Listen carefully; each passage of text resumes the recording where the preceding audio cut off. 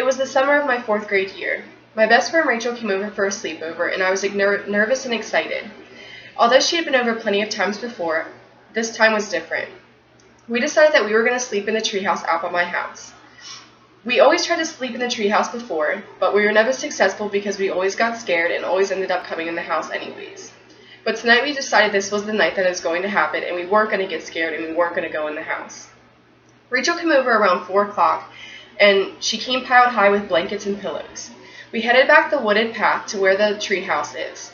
The treehouse loomed above us. It was huge, a lot bigger than any time we remembered it before.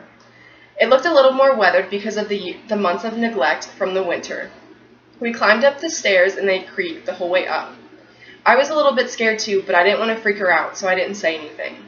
I knew that she was scared because her face was pale and she was afraid to go in when I opened the door.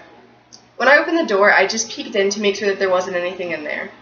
There wasn't, just a bunch of debris on the floor from the winter months. We brought up a broom and swept it out and laid our blankets out and made a perfect little sanctuary for our night out. Everything was going fine until the sun began to set. It was then that we sat in silence, and there we heard a noise. It was a faint scratching noise at first. At first, I didn't think of it and didn't say anything to Rachel because, again, I didn't want to freak her out.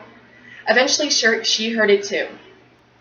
The noise was heard from inside the treehouse, from the corner. Eventually, the scratching noise got louder, and I looked at Rachel and I knew that she had heard it too.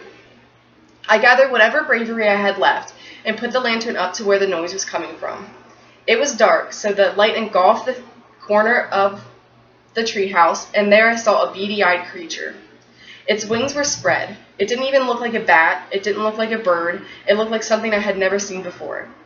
We screamed, jumped up, shut the door behind us. We half climbed, half fell down the ladder, and ran up to the house. We tripped over rocks and roots on the way up there, and ended up with a lot of cuts and bruises.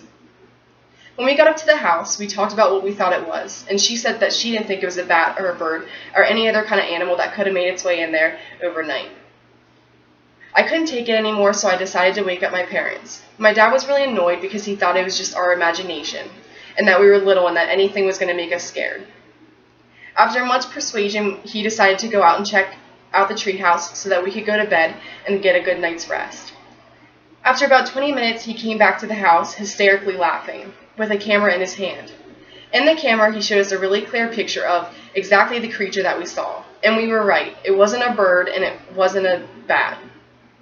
It was a flying squirrel. We didn't even know that squirrels could fly, so this was a huge shock to us. And I just remember we thought that it was some kind of being that was there to kill us overnight. And I just remember crying to my dad because I was for sure that this creature was going to come into the house. And my dad just thought it was the funniest thing because it was just a little squirrel. And it was actually kind of cute and it was furry. And to this day, 10 years later, my best friend and I still talk about it.